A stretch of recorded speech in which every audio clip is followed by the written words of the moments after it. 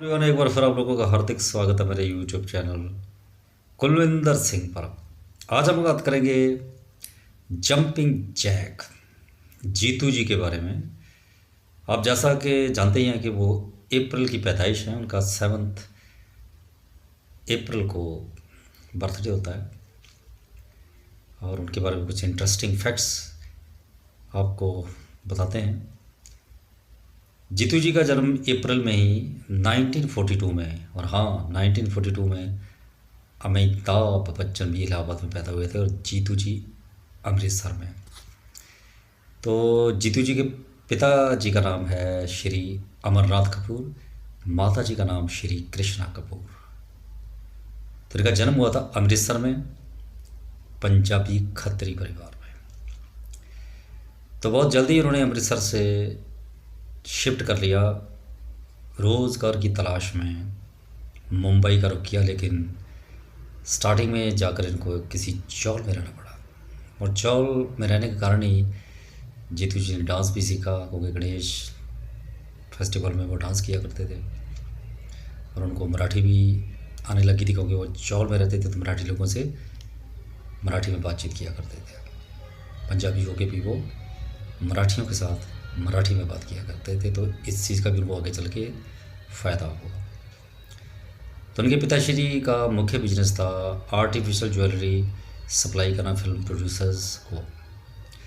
तो वी शांताराम को भी ये आर्टिफिशियल ज्वेलरी सप्लाई किया करते थे। तो बाद में उनके पिताजी की तबीयत थोड़ी ख़राब रहने लगी, तो जीतू जी खुद ही वो बिजनेस करने लगे। आर्टिफिशियल ज्वेलरी लेकर वो प्रोड्यूसर्स के पास जाया करते थे।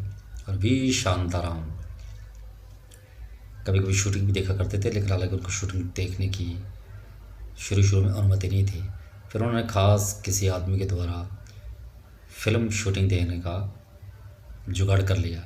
लेकिन वी शांताराम में शर्त रख दी कि आप अगर शूटिंग देखेंगे तो आपको कभी कभी फिल्म हेरोइन संध्या का डबल भी भरना पड़ेगा। हालांकि इसके लिए उनको पैसे भी 100-150 रुपये मिलने लग गए थे, और इस तरह से उनकी थोड़ी बहुत फिल्म इंडस्ट्री में एंट्री हो चुकी थी। लेकिन धीरे धीरे उनको एक्टर बनने का चस्का लग गया, तो उन्होंने वी शांताराम को रिक्वेस्ट की। लेकिन शुरू में वी शांताराम ने उनको सीरियस नहीं लिया, मना कर दिया। लेकिन उनको इस पंजाबी लड़के में एक बात बड़ी पसंद थी कि ये मराठी बड़ी अच्छी बोलते थे। तो वी शांताराम को लगा कि लड़का दिखने में हैंडसम है, लुक वाइज वैसा है। तो चलो उन्होंने एक बार फैसला कर लिया इनको एक फ़िल्म में लेने का। वो फिल्म थी गीत गाया पत्थरों ने। उसमें हेरोइन थी वी शांताराम जी की सुपुत्री राजश्री। वो फिल्म ठीक ठाक चली, बहुत बड़ी हिट तो नहीं हुई। उसके बाद गुनाहों का देवता, बूंद जो बन गई मोती, ये भी वी शांताराम की थी। इस तरह की बड़ी सीरियस और रोमांटिक टाइप की फिल्में आई जो लोगों को ज़्यादा पसंद नहीं आई, और जीतू जी को किसी ने नोटिस भी नहीं किया। फिर आई फर्ज फिल्म, जिसमें वो जेम्स बॉन्ड टाइप के करैक्टर में थे। ये भी 12 हफ्ते तक नहीं चली, लेकिन 13वें हफ्ते में जीतू जी की किस्मत जागी। फिल्म का म्यूज़िक, जीतू जी का डांस, उनके वाइट शूज़, उनकी वाइट पैंट फेमस हो गया। उसके बाद तो फिर जीतू जी ने कभी पीछे मुड़ कर नहीं देखा। लेकिन हालांकि फिल्में तो वो बहुत बड़ी बड़ी हिट देते गए, लेकिन बीच बीच में वो गलतियाँ भी करते रहे। एक बार उन्होंने फिल्म बनाई दिल नादान, और वो लगभग सड़क पर आए गए थे, सड़क पर ही आ गए थे। तो उससे पहले भी उनका एक बार कम बैक हुआ था विदाई फिल्म से। जब उनकी फिल्में लगातार पिट रही थी तो विदाई ने उनको बचा लिया। उसके बाद एक जुदाई फिल्म आ रही थी, उस फिल्म में उनको बचा लिया। फिर तीसरी बार हिम्मत वाला ने 1983 में उनको दोबारा खड़ा कर दिया।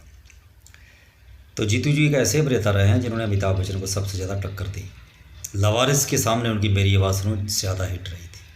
अमर अकबर एंथोनी के सामने उन्होंने धर्मवीर लेके खड़े रहे, दोनों लगभग बराबरी चली थी।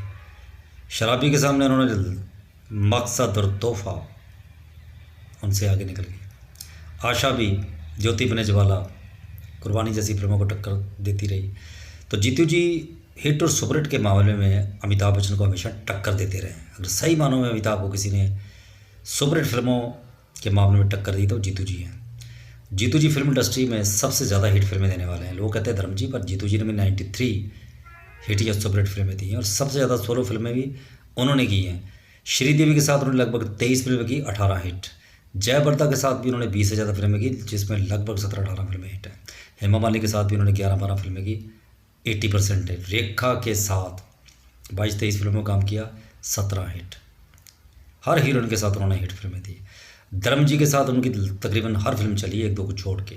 अमिताभ बच्चन के साथ उन्होंने गहरी चल की, जो ज़्यादा नहीं चली। राजेश खन्ना के साथ धर्म कांटा, निशान और मकसद, तीनों सुपरहिट। तो जीतू जी का कैरियर बड़ा गोल्डन रहा है। अपने खास डांसिंग स्टाइल के लिए, अपने हैंडसम लुक के लिए वो जाने जाते हैं।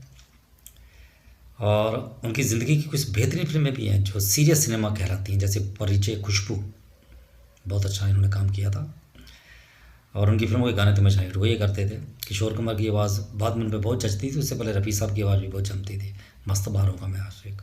मुमताज़ के साथ भी उन्होंने 10-12 हिट फिल्में दी। हर हीरोइन के साथ फिल्में हिट दी। रीना रॉय के साथ भी उन्होंने बड़ी तगड़ी तगड़ी फिल्में हिट दी हैं। तो जीतू जी सक्सेसफुल एक्टर्स में शुमार हैं। अगर टॉप 10 एक्टर्स की बात होगी या स्टार की बात होगी तो जीतू जी का डेफिनेटली नाम लिया जाएगा। उनको Filmfare lifetime achievement award मिल चुका है। दादा साहब फाल्के अवार्ड भी उनको जल्दी मिलने वाला है, ऐसा लग रहा है। तो ये थे जीतू जी के बारे में कुछ इंटरेस्टिंग फैक्ट्स। उम्मीद है आपको पसंद आए होंगे। Thanks for watching.